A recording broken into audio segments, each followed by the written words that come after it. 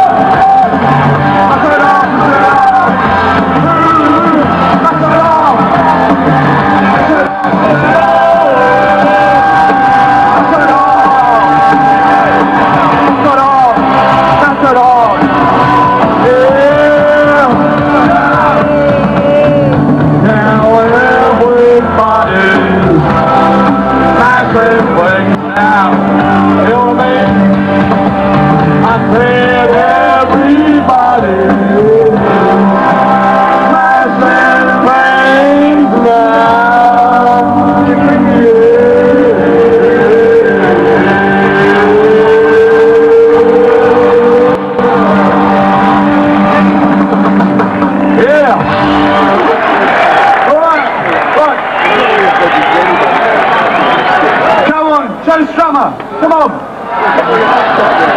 Oh, sorry, he's not here. We still need a little bit more room in the front. Just another step backwards. Any ideas what we should do next? Oh, no. I bought Hole in My Shoe by Neil. I think it's really good. It's an old one by an American group called the MC5. Bunch of Yanks. Rat bought 2 copies. Does that make him a bigger hippie than I am?